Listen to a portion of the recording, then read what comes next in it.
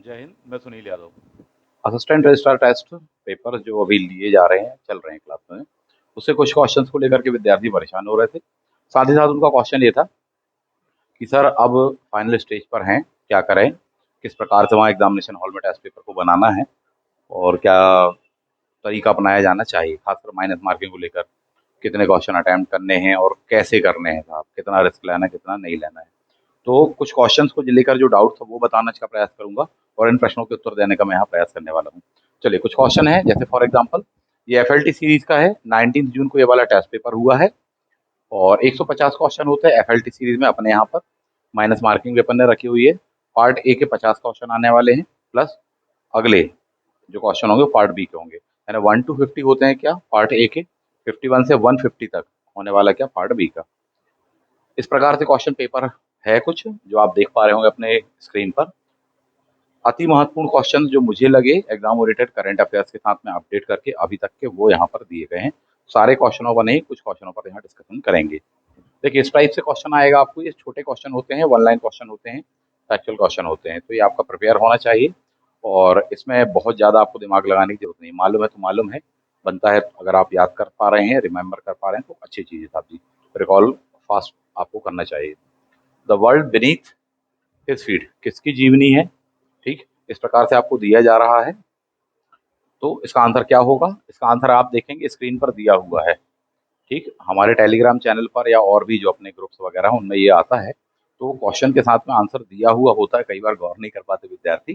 For example जैसे आप देखें, इसका आंसर यहाँ पर लिखा हुआ साइड में, ये लिखा हुआ है। उसका आंसर क्या होगा? पुलेला गोपीचंद जी, ठीक।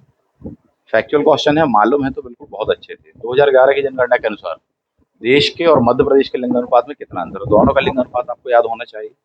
जब इंडिया बोले 943 है, बोले मध्य प्रदेश 931 है, दोनों को माइनस कर दिया आपस में, कितना आएगा उसका आंसर, ठीक। फिर भी मान लीजिए नहीं है तो आप यहाँ देख पाएंगे, यहाँ पर ये दिया हुआ है आपको आंसर। क्लियर पॉइंट है ये। चलिए आगे बढ़ते हैं। अगला क्वेश्चन आपको यहाँ पर दिया हुआ, पिछड़ा वर्ग तथा अल्पसंख्यक कल्याण विभाग का गठन कब किया गया? हाल फिलहाल में किया गया है आपका, इसलिए पूछा जाएगा 2 सितंबर 2021। ये जो क्वेश्चन आपको मैं बता रहा हूँ टेस्ट सीरीज के, बिल्कुल सही डेटा है ये, क्रॉस चेक करने के पश्चात मैं ये बता रहा हूँ। गलती गुंजाइश ना के बराबर है, इसलिए आप इसको बिल्कुल फाइनल मान के चलिए और बिल्कुल चढ़ा लो दिमाग में साहब, ठीक। फिर भी आप इसका आंसर इस टाइप से स्लाइड्स मिलती है आपको, इमेज मिलती है, तो आंसर दिया हुआ है वहां पर साइड में। मध्यकाल में मुस्लिम शिक्षा का केंद्र है इनमें से कौन सा है साहब जी, जो कि मध्यकाल के लिए जाना जाता था? बहुत महत्वपूर्ण क्वेश्चन कहलाता है, हायर एजुकेशन वाले सेक्शन में पार्ट बी को लेकर के उन्होंने पूछ लिया है। मध्य प्रदेश का हुआ करता था, मालवा हुआ करता था, ठीक। डायरेक्ट क्वेश्चन की बात नहीं, साइड में कहीं ना कहीं इतनी पूरी इमेज में कहीं ना कहीं आंसर छुपा हुआ होता है, ठीक। टेस्ट पेपर में नहीं होता, टेस्ट पेपर में तो पूरा का पूरा दिया जाता है क्वेश्चन, बस आंसर की जो होती है टेस्ट पेपर विथ आंसर की होती है, तो हर क्वेश्चन के बाद उसकी डिटेलिंग वगैरह आपको दे देते हैं साहब। बताने का आशय यहाँ पर ये है कि ये जिस टाइप की जो क्वेश्चन है और ये जो टेस्ट सीरीज आपसे ली गई है, आप दे रहे हैं और आप में से कई लोग आज भी ज्वाइन कर रहे हैं, कई कल भी ज्वाइन करेंगे साहब, बिल्कुल कर लीजिए और जितने क्वेश्चन है उनको लगा लीजिए। जो अति महत्वपूर्ण सेक्शन है उनके क्वेश्चन आपको दिए गए हैं, उनको चढ़ा लो दिमाग में, उसका कोई विकल्प नहीं है। बार बार पूछ रहे हैं कि कौन से महत्वपूर्ण टॉपिक है, इंपॉर्टेंट टॉपिक कौन से, पार्ट ए का कौन सा, पार्ट बी का है। सारे टॉपिक इंपॉर्टेंट है साहब जी, लेकिन उनमें से क्या पूछा जाता है क्वेश्चन या क्या पूछे जाने की संभावना है, वो यहाँ पर आपको बताया गया है साहब, ठीक है। ध्यान दें तो ये है आपको टेस्ट सीरीज एफएलटी वाली, दो टेस्ट सीरीज अपन ने चलाई थी। एफएलटी यानी 150 क्वेश्चन वाली है ये, ठीक। ये दिया हुआ है आपको और फीस वगैरह स्ट्रक्चर वगैरह बताया गया है। कम समय बचा हुआ है, विद्यार्थी बोले सर कुछ कम कर दीजिए। कल से जो बच्चे एडमिशन लेंगे टेस्ट सीरीज के लिए 25% का डिस्काउंट किया जाएगा उस पर, ठीक है, इस बात को ध्यान रखना। आज कितनी तारीख है? आज 20 जून है। कल कितनी है? कल दोपहर में 12 बजे के बाद, यानी कि 21 जून। ये डिस्काउंट किया गया है सभी के लिए, समय कम है, जितने जल्दी जितने लगा सकते हो लगा लो, कुछ नहीं तो पढ़ लो, पढ़ लीजिए साहब जी और बिल्कुल चढ़ा लीजिए। उसको समझ लीजिए कि नोट सही है, क्वेश्चन पेपर को क्वेश्चन पेपर नहीं, नोट समझ के कर लो, ठीक। आपके पास में एक्सेस 25 जून तक के लिए है, बार बार देख लेना मोबाइल पर जब टाइम मिले आपको। स्टडी मटेरियल वाले सेक्शन में क्वेश्चन पेपर विथ आंसर की दिया है, उसको देख लो साथ ही, इनको दिमाग पर चढ़ा लीजिए। और जब आप ये करोगे तो इससे आपको एक आइडिया लगेगा कि साहब आपको क्या क्या छोड़ना है नोट्स में से और क्या क्या पढ़ना है। सबसे मेन बात तो ये है, क्वेश्चन दिया है, राज्य सरकार नीति विषयक प्रश्नों पर नियामक आयोग को निर्देश जारी कर सकेगी जो क्या होंगे? अबाध्यकारी होंगे, कंपलसरी होंगे, बाध्यकारी होंगे, सलाहकारी होंगे, इनमें से कोई नहीं होगा। एक महत्वपूर्ण क्वेश्चन है, ये चर्चा का विषय करंट अफेयर के साथ में जुड़ा हुआ है। इसका आंसर आपको यहीं पर दिया था, यह बाध्यकारी होंगे साहब, इस बात को ध्यान रखना महत्वपूर्ण है। ये वो सेक्शन जिन पर आपकी नजर नहीं जा रही है, पढ़ रहे हैं तो पढ़ने में भी खास खास सेक्शनों बस को देख रहे हैं, आपको कुछ अन्य सेक्शनों पर भी नजर रखनी है, वो कहाँ कहाँ पर दिए हुए हैं, उनमें से कुछ क्वेश्चन उठाए हैं। कुछ क्वेश्चन उठाए का मतलब ये है, जैसे 67 है, ये 68 दिया है, लेकिन इसके बाद वाला जो दिया आप उसका नंबरिंग देखें 73, यानी सारे क्वेश्चन पर चर्चा नहीं कर रहे हैं अपन, ठीक है। और जानबूझ के हमने ये जो सेट किया, इसमें एक बहुत खास मैसेज है, अगर आप क्वेश्चन पेपर लगा रहे तो ये ना केवल क्वेश्चन पेपर का बल्कि आपके कॉन्सेप्ट को बिल्टअप करने का भी काम करेगा। कैसे करेगा वो आपके कॉन्सेप्ट बिल्टअप, और कई चीज को आपको क्लियर कैसे करेगा अब भी बता रहा हूँ। 68 अंतर्राष्ट्रीय योग दिवस 2023 का थीम क्या था साहब? ABCD, ठीक। तो योगा फॉर वसुधैव कुटुंबकम था, बिल्कुल चढ़ा लेना दिमाग में। नेक्स्ट जाते हैं, विश्वविद्यालय शिक्षा आयोग को गठन करने का सुझाव किसने दिया हुआ था साहब? ऑप्शन है केंद्रीय शिक्षा सलाहकार बोर्ड, अंतर विश्वविद्यालय शिक्षा परिषद, केंद्रीय शिक्षा सलाहकार बोर्ड तथा अंतर विश्वविद्यालय शिक्षा परिषद दोनों ने, या सार्वजनिक आयोग ने। क्या आंसर है इसका?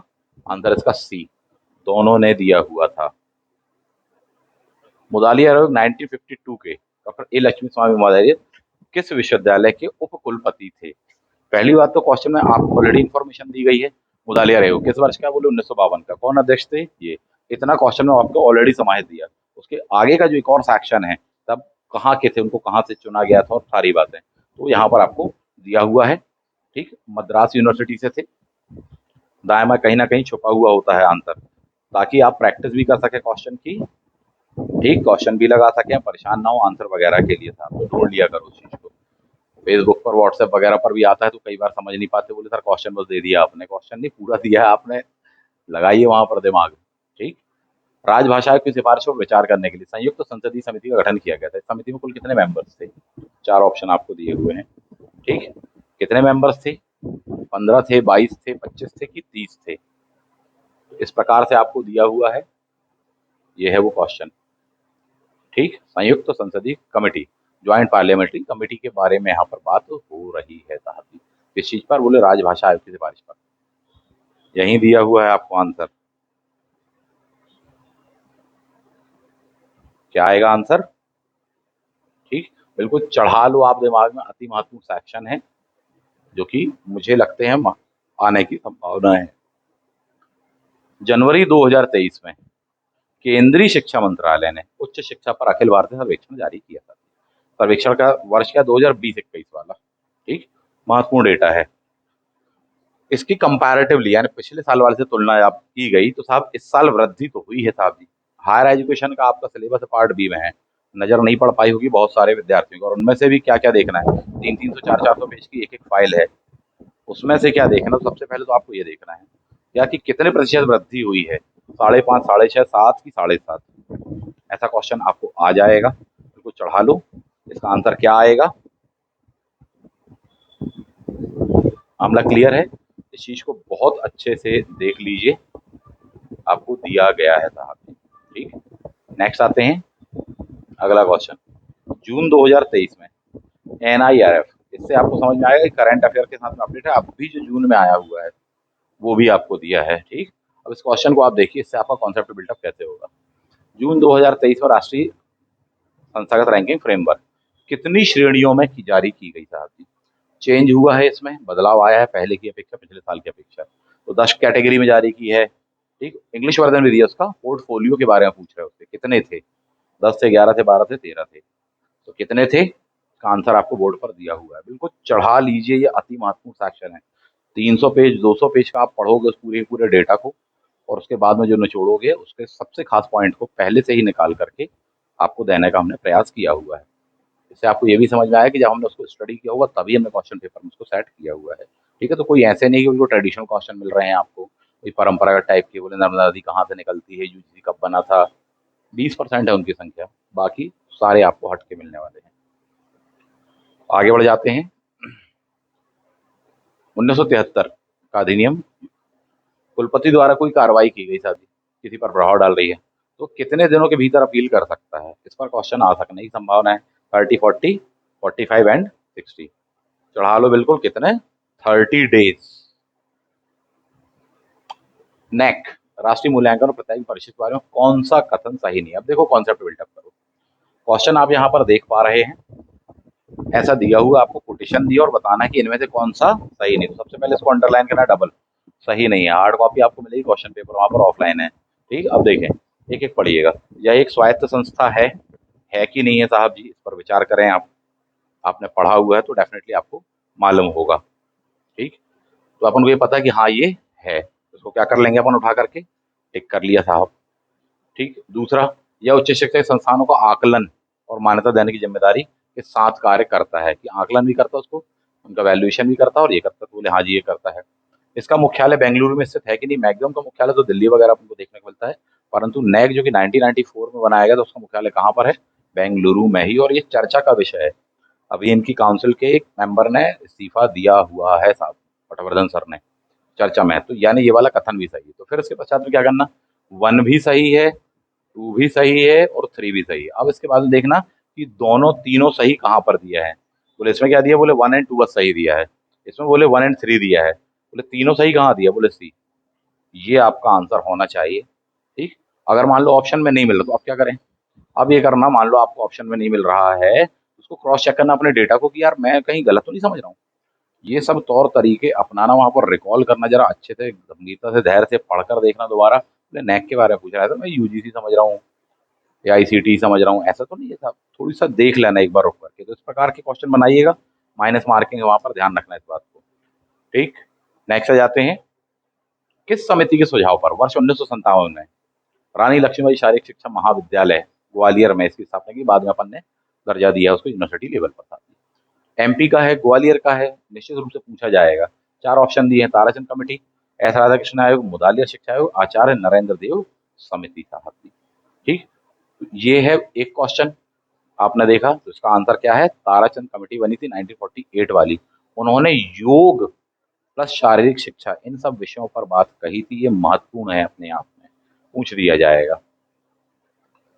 राधा कृष्ण जी ने भारतीय दर्शन और धर्म पर कई किताबें लिखी हैं। ठीक है, उनमें से प्रमुख बुक कौन कौन सी हैं?